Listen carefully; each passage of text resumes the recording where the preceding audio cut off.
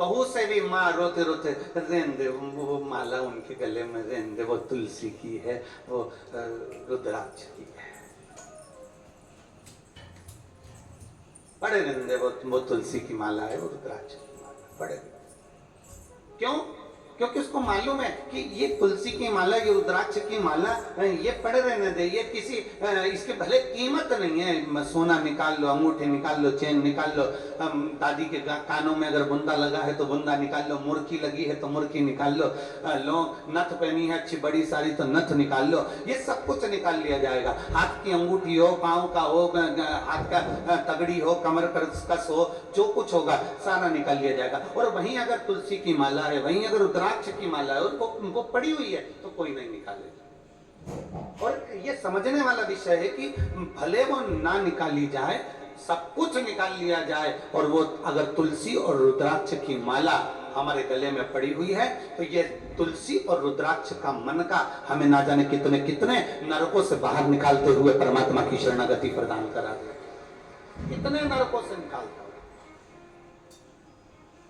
और मैंने तेरे ही भरोसे बाबा, तेरे ही भरोसे हवा बिच उड़ती जावांगी बाबा, डोर हटो छठी ना मैं कटती जावांगी, भोले मैं तेरी भक्त, शंभो मैं तेरी पतंग, हवा बिच उड़ती जावांगी बाबा, डोर हटो छठी ना मैं कटी जावांगी।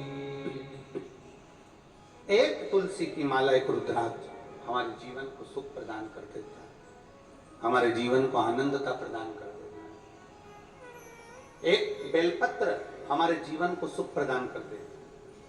हम शंकर भगवान का एक लोटा जल समर्पित करते हैं, शिव की भक्ति करते हैं, शंकर को एक लोटा जल चढ़ाते हैं, वो हमें कितना फल देती है, कितना फल देती है। एक कथा आती है, बड़ी सुंदर प्रसंग है, जरा स्मरण करिएगा सभी, जितने चैनल पर कथा सुन रहे हैं, जितने ऑनलाइन कथा सुन रहे हैं, सब अपनी चित्तवृत्ति में रखिएगा इस कथा।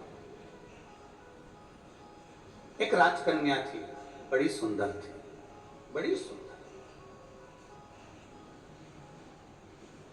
और राजकन्या इतनी सुंदर, इतनी बढ़िया, इतनी सुंदर, वो राजकन्या इतनी सुंदर कि उसको देखकर देवता भी आकर्षित हो जाए, इतनी सुंदर राजकन्या, इतनी सुंदर।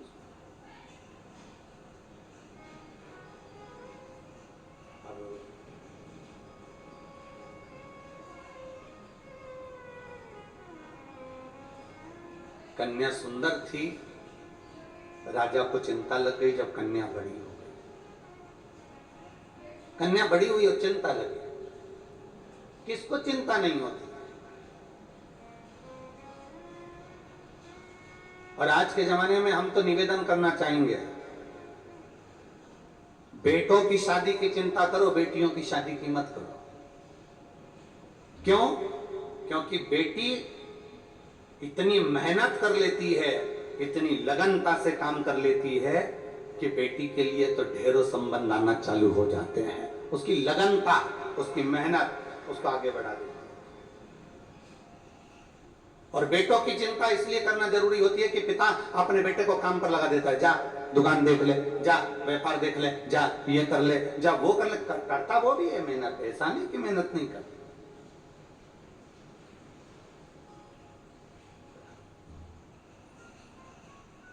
करता वो भी मेहनत है, बिठाओ। ऐसा नहीं कि वो मेहनत नहीं करता, उसके पास में मेहनत करने का कुछ क्रम नहीं होता, वो मेहनत करता है, करता। पर चिंता हमें बेटी की नहीं, चिंता हमें बेटे की रहे।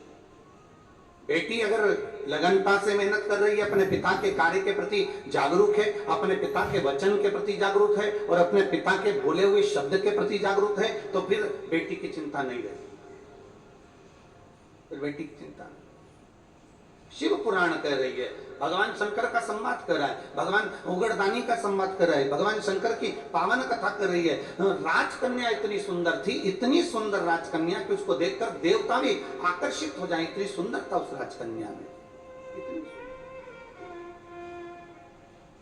और फिर निवेदन आप सबसे, क्रीम की चमक, क्रीम की चमक कुछ दिन की रहती है, और यदि अच्छे कर्म करे हैं तो वो चमक तुम्हारे मरते दम तक रहती है, वो अंतिम समय तक है। बोल बम का नारा है, इतना धीमे बोलोगे तो कल्याण तुम्हारा है। बोल बम का नारा है, सारी समस्या का हल। क्रीम की चमक थोड़े दिन की है, पर अच्छे कर्म की चमक तुम्हारी जिंदगी भर की है, जीवन भर की।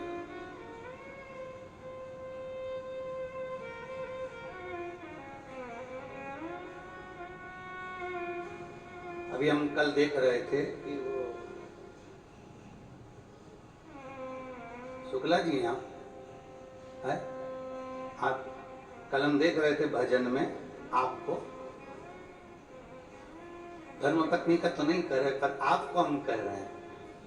जब भजन चल रहा था आपको किसी से मतलब नहीं था, पर आपका नृत्य शंकर को रिझाने के लिए ऐसा जोरदार कमर से आनंद लेते हुए नाच रहे थे कि हमारा भी मन कर रहा था कि हम भी नीचे उतर कर आपके साथ आ जाए। इतनी इतनी भोलेपन से, इतनी सहजता से, और अवस्था देखो क्या कितनी होगी, कितने साल के हो, 66। नजर उतर वाले प्रणाम।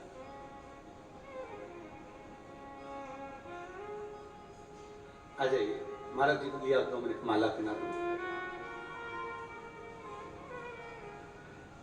एक सहजता का भाव, एक सरलता का भाव, एक नम्रता का भाव, एक विनम्रता का भाव।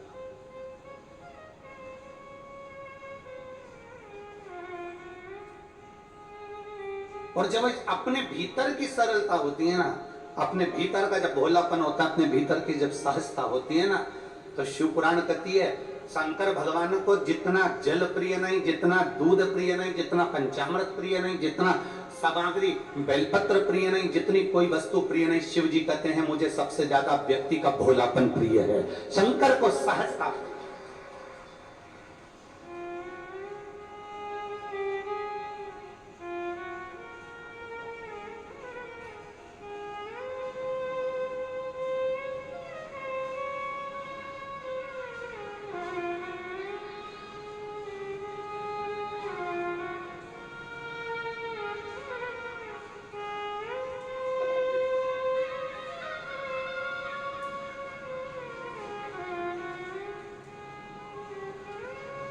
शिव तत्व की प्राप्ति, भोलापन जितना होगा आपके भीतर, वो सहजता का भाव शिव के करीब लेकर जाए। जितने भोले होगे आप उतने शंकर के पास हो। पर निवेदन है कि है,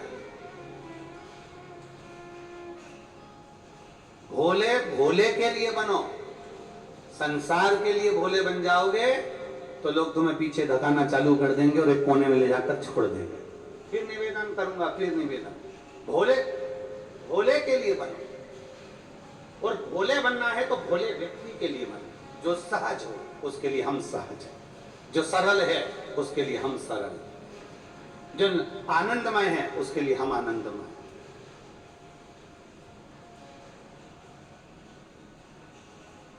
राजकन्या बड़ी सुंदर थी, देवता भी उसको देखकर आकर्षित हो जाए, इतनी सुंदर थी।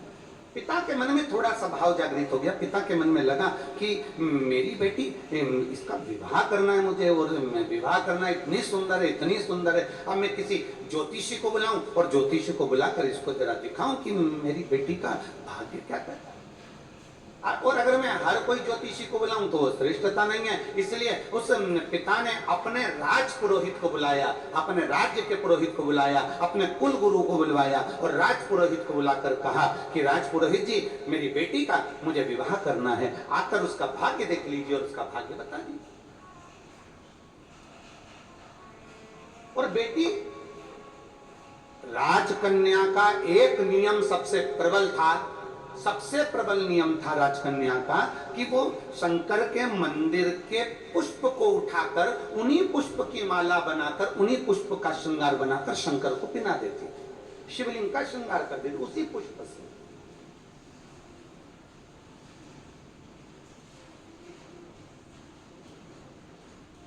जैसे आजकल तो खैर मंदिर में बेलपत्र मिलना बड़ा कठिन हो गया। आपके राजनांदगांव के मंदिर में मिलता है क्या बेलपत्र? मंदिर में चढ़ा हुआ मिल जाता है क्या? आजकल तो बड़ा कठिन हो गया, लोग चढ़ाते हैं और उठा के ले जाते हैं, बहुत मुश्किल हो गया। यदि भूलवश भी अगर कोई व्यक्ति मंदिर में बेलपत्र चढ़ा हुआ है और बेलपत्र उसने एकत्रित कर लिया मंदिर के अंदर ही, और मंदिर में बेलपत्र एकत्रित कर कर धागा लिया और उस कच्चे धागे में, उस कच्चे धागे के अंदर अगर उस बेलपत्र की डंडी को पीछे से उसने एक एक साधारण सी गांठ लगाकर उस बेलपत्र की माला को सिद्ध कर लिया, हल्की सी कच्चे सूत की गांठ लगाते लगाते मंदिर की चढ़ी हुई बेलपत्र को, शंकर पर चढ़ी हुई बेलपत्र को, शंकर की चढ़ी हुई बेलपत्र को ही उसने गांठ लगाकर जब माला सिद्ध कर ली और सिद्ध कर कर अगर वही माला भगवान शंकर को अर्पित कर देती है तो कहते हैं कि हमारा फिर पुनर्जन्म होता ही नहीं है, इस संसार सागर से हमारी मुक्ति हो ही जाती है, पुनर्जन्म से हम छूट जाते। जैसे जगत गुरु शंकराचार्य जी कहते हैं पुनरपि जननम पुनरपि मरणम, उस प्रपंच से छुटकारा।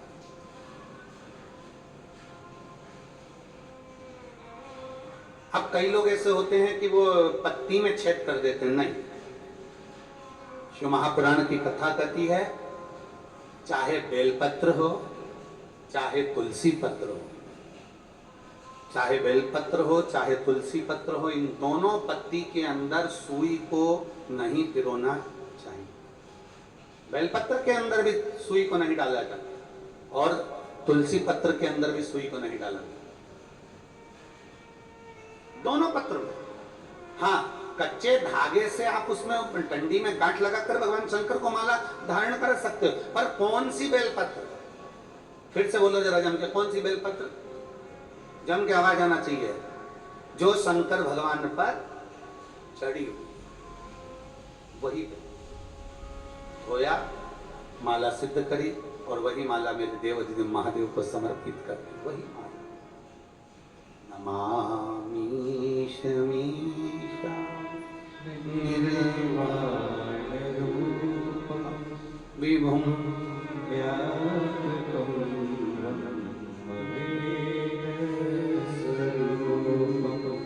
नमामि शमीशा निर्वाण रूपं विभुं व्यापकं ब्रह्म वेद स्वरूपं। नमः शिवाय, ओम नमः शिवाय, नमः शिवाय, ओम नमः शिवाय। नमामि शमीशा निर्वाण रूपं विभुं व्यापकं ब्रह्म वेद स्वरूपं। नमामि शमीशा निर्वाण रूपं विभुं व्यापकं ब्रह्म वेद। शिव को चढ़ा हुआ पुष्प शंकर को वापिस समर्पित, शंकर का बेलपत्र शंकर को वापिस समर्पित, तेरा तुझको अर्पण क्या लागे मेरा, मेरा है क्या?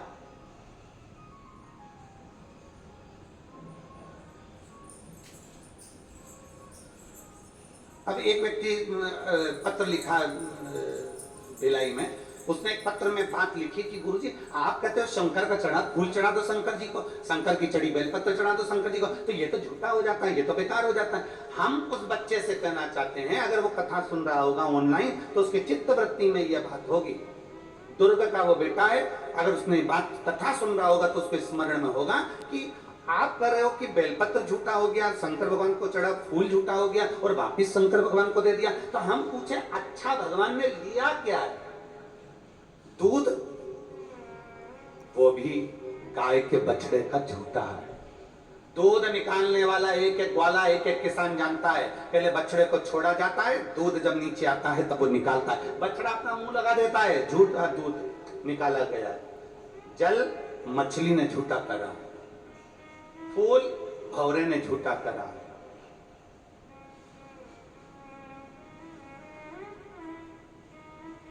और जब मेरा भोलेनाथ झूठा जल स्वीकार कर सकता है, झूठा फूल स्वीकार कर सकता है, झूठा दूध स्वीकार कर सकता है, तो अपन कौन से सत्यवान है? अपन भी तो झूठे हैं। तो जरा विचार करो कि वो झूठा पुष्प, झूठा दूध, झूठा जल स्वीकार कर सकता है, तो मेरा शंकर अपन जैसे झूठे को भी स्वीकार कर सकता है। वो सरल है, सहज है, आनंद है।